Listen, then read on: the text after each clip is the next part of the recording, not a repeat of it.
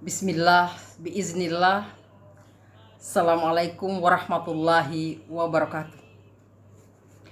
Subhanallah wa bihamdi. Maha suci Allah dan segala puji baginya. Arada khalqihi, sebanyak makhluknya. Waridho nafsihi, seridho diri. Wa zinata arsyihi, seluas arasnya. Wa midada kalimatihi, dan sebanyak tinta kalimatnya.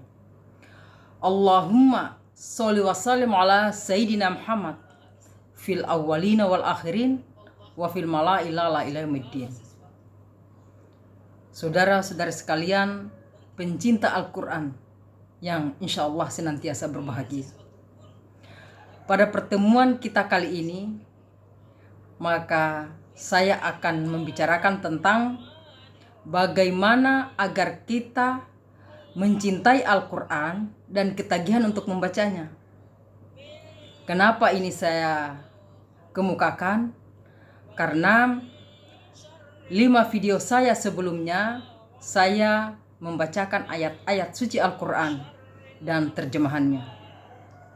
Tetapi untuk kali ini mungkin kita akan berbagi sedikit tips dari saya bagaimana agar kita senantiasa mencintai Al-Quran dan ketagihan untuk membacanya. Muslimin dan muslimat pencinta Al-Quran di mana saja Anda berada. Saya yakin setiap yang beriman atau setiap umat Islam sudah memahami dan mengetahui bahwa Al-Quran ini adalah kumpulan firman Allah, kumpulan kalamullah yang diturunkan kepada Rasulullah Muhammad SAW melalui malaikat Jibril untuk seluruh umat manusia sebagai pedoman dan petunjuk untuk keselamatan dan kebahagiaan dunia dan akhirat. Tetapi kenapa sekalipun kita sudah mengetahui hal ini, kita masih enggan atau bermalas-malasan untuk membaca Al-Quran, apalagi memahaminya? Kalau juga kita baca, mungkin hanya sekedar kita baca berlalu begitu saja. Pelajari ya pelajari juga, tetapi tidak mendarah daging, tidak menghadirkan hati. Bagaimana cara agar memang Al-Quran ini betul-betul kita cintai sehingga kita ketagihan untuk membacanya di setiap saat dan kesempatan. Nah, ibarat pepatah, tak mengenal maka tak cinta. Tentu yang menjadi pokok pertama adalah kenapa kita tidak membaca Al-Quran? Karena kita kurang mencintai Allah.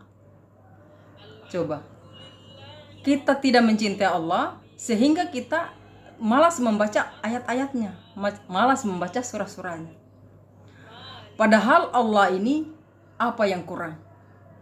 Dia yang menghidupkan, Dia yang mematikan, Dia yang menguasai kehidupan, Dia yang menguasai akhirat. Kemudian lagi Dia maha kaya dan maha pemurah. Kemudian lagi maha pengasih, maha penerima taubat. Kemudian lagi maha adil yang akan mengadili nanti hamba-hambanya. Intinya bahwa yang paling penting bahwa Allah itu adalah maha berkehendak. Apabila Dia menghendaki sesuatu, hanya dengan mengatakan jadi pasti terjadi. Iza arada syai'an aqulalahu kum fayakun. Tetapi adakah yang kita ketahui yang sehebat Allah?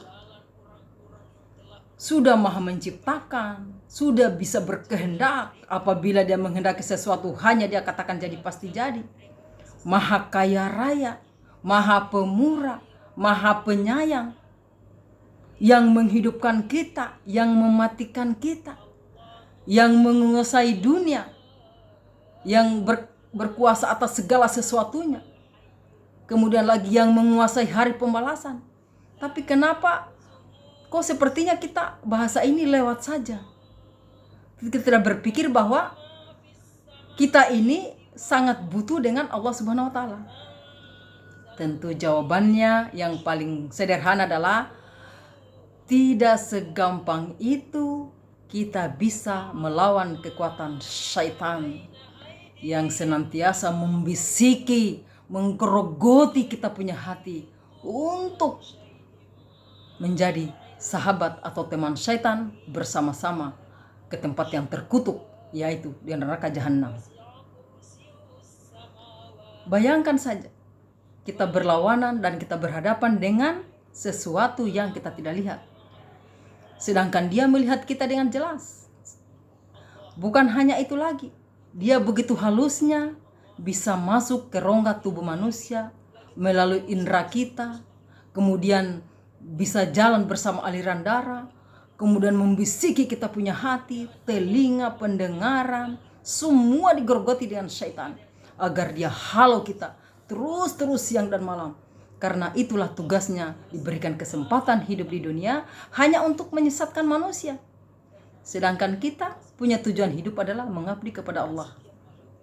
Belum lagi syaitan ini dia bukan kerja sendirian, tetapi mereka berkelompok, bergerombol, dan mereka menggerogoti kita dengan berjuta-juta. Begitu pula apalagi mereka adalah makhluk yang cerdas, selalu mencarikan jalan agar membisiki manusia ini melalui hatinya, melalui darahnya, pendengarannya, pikirannya, agar dia terus jauh kepada Allah Subhanahu wa taala. Itu baru dari golongan syaitan yang kita tidak lihat. Ada lagi golongan dari manusia, minal jinnati wan nas. Allazi yuwaswisu fi sudurin nas minal jinnati wan nas. Ada dari manusia. Jadi setiap manusia yang tidak mengajarkan kita kepada jalan kebaikan, hati-hati. Hati-hati dengan manusia seperti ini. Artinya kita tetap berteman, tidak memutuskan silaturahim, akan tetapi kita harus berpikir bahwa manusia yang menganjurkan kita untuk ke jalan yang sesat atau ke jalan yang Allah benci itu lebih berbahaya daripada binatang buas. Karena kalau binatang buas mungkin hanya mengoyak-ngoyak kita punya tubuh, tetapi hati kita tetap bersih, bisa tetap selamat karena masih tetap di jalan Allah.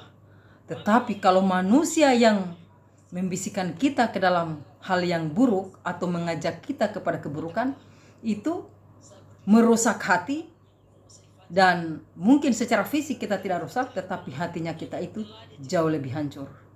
Nah, itulah yang senantiasa yang menghindarkan kita untuk tidak mencintai Al-Quran, tidak mencintai Allah, sehingga kita menjadi orang yang dimurkai oleh Allah Subhanahu wa taala. Padahal apa kurangnya Al-Quran? Di dalamnya itu ada petunjuk. Kemudian lagi yang membedakan yang hak dengan yang batil, yang baik dengan yang buruk. Intinya Al-Quran ini adalah mau selamat dunia akhirat, lihat Al-Quran, baca Al-Quran. Karena di situ apa yang Allah inginkan dan apa yang Allah murkai ada di dalam Al-Quran. Dan itulah mungkin pertemuan kita kali ini. Yang pertama, jadikanlah diri kita menjadi orang yang kuat. Ketika Allah sudah mengajak kepada jalan yang baik, maka kita harus berusaha semaksimal mungkin untuk menuju kepada jalan yang baik itu. Jangan mengikuti langkah-langkah syaitan. Itu mungkin yang pertama. Dan tentu ini masih banyak kekurangan, kelemahan. Tetapi sekalipun sedikit, mudah-mudahan ada hikmah. Dan ikuti saya terus untuk senantiasa membacakan ayat-ayat suci Al-Quran dan terjemahan, supaya apabila kita ada rasa malas untuk membaca Al-Quran, paling tidak luangkan waktunya sebelum tidur untuk mendengarkan dulu Al-Quran dan terjemahan. Mudah-mudahan dengan tetap berharap kepada Allah Subhanahu wa taala supaya tetap memberikan hidayah dan anugerah agar ayat-ayat itu bisa kita ketahui. Dan mudah-mudahan Allah senantiasa memberikan kita kepada petunjuk jalan yang benar. Akhirnya mohon maaf atas segala kekurangan dan kehilafan. Intinya adalah tidak ada manusia yang tidak berdosa. Dan sebaik-baik manusia yang berdosa adalah manusia yang sadar diri dan kembali cepat ke jalan Allah dan terus-terus bertobat, mengharap rahmat, mengharap ridho. Insya Allah, Allah yang maha pengampun, yang pengampunannya itu jauh melebihi daripada dosa-dosa kita. Dan akhirnya tentu yang kita harapkan adalah keselamatan dunia akhirat. Assalamualaikum warahmatullahi wabarakatuh.